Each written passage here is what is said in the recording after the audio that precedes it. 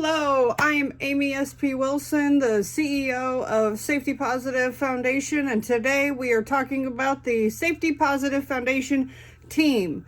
So, July, we took a month off, and in our newsletter, we introduced the Safety Positive Foundation team. And so instead of breaking it up into each video of talking about the team, and since the video is late and it's summer and, since I'm the boss lady, I'm just going to cram it all into one particular video. And so to kick off the month, we introduced Christopher Tisdale, and we also introduced our levels of learning. So we kind of paired them with the particular person with the level of learning. And so Christopher Tisdale is one of our board members who is also would be a great person at that School of Hard Knocks, because he's not been a teacher of personal safety before. And so he is right at that School of Hard Knocks level when it comes to personal safety. Christopher has been a friend of mine in the blind community for several years now, and so he very much understands how personal safety needs to be taught in the blind community, and therefore kind of fit right there. He has been involved in different consumer groups over the years, and so we love having him as part of the Safety Positive Foundation team. The next person that we introduced is Nathan Green, who is we gave him the fancy title of COO, and that's just because we're not big on titles, but it kind of worked, and I'm sure the title will change as our organization grows, but that's kind of the title he has as right now. I met Nathan when I worked with a previous program. He loves teaching self-defense. He loves teaching martial arts. And so he's really excited for us teaching self-defense in the future. And he is a teacher of our Safety Positive Fundamentals. He is working on learning the verbal craft system currently, and so he'll be teaching that with us soon. We're very excited about that. And so he attends our tea times. If you've been attending our tea times, you definitely know that. And we just love having him because, like everybody on the team, he's very positive when it comes to safety. And so we love having him. And he was definitely right there in the fancy fighter. He's probably more at the warrior level, but we introduced him at the fancy fighter level and talking about that, because fancy fighters are those that have taught or have learned a self-defense program or safety education program, something to that effect.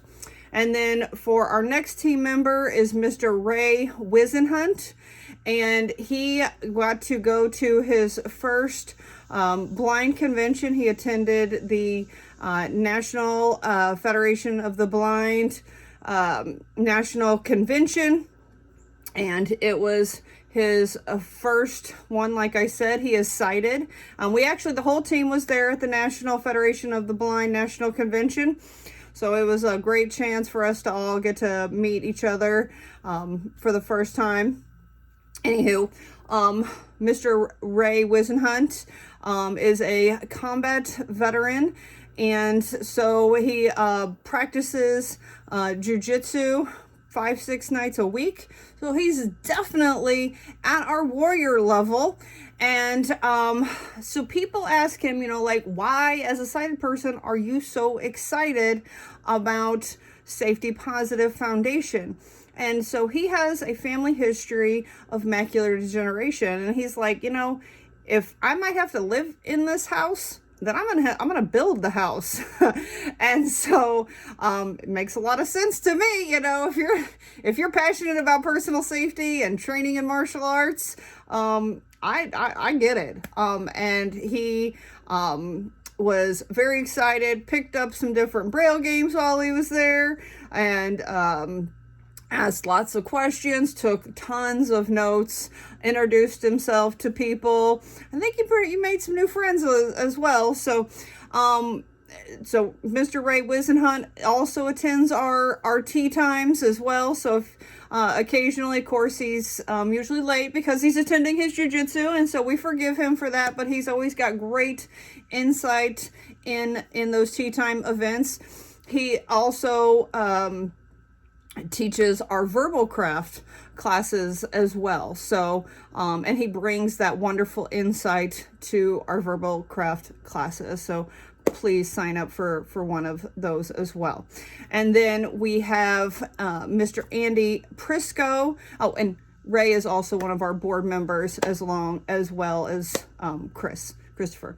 And then Mr. Andy Prisco is another board member of ours. He is the creator of our verbal craft training. And I got to meet him for the first time in person. And so I'd met everybody else, but Andy was the one that I was most eager to meet there in person. And I was very much impressed with Andy. And I mean, the man teaches communication. So I don't know why I was surprised, but being the first time around blind people, we had communicated with him that people come up and grab us on a regular basis, and he just got it. He got it because he was going up to people, him and his wife, and they were communicating with them, saying, hey, I'm going to come in and shake your hand. Hey, I'm going to touch your elbow. Hey, I'm going to touch your shoulder. Whatever they were going to do, they were communicating with people how they were going to touch them. And it was like, you would have thought that, people had just won the lottery or something. Like, when they were done with the interaction, they were like, did that just happen? Like, holy cow. It was extremely a blessing, a wonderful experience. I cannot rave and rant and just, I loved it. I think he very much enjoyed it as well, along with his wife. We are so fortunate to have him as part of the Safety Positive team, of course, because he brought us verbal craft that allows us to learn the skills to communicate to people, to, we appreciate what you're trying to do. Personal safety is a thing. You can guide us this way or that way, but essentially, get your damn hands off of us. He just, helps us to say it in a much nicer way. So, and then, of course, we ended the month with thanking all of our volunteers, like Miss Christina Green, who, without her, we would not have a website. We would not have the newsletters for you all. We have some other volunteers that help us with making sure our spelling and grammar are good.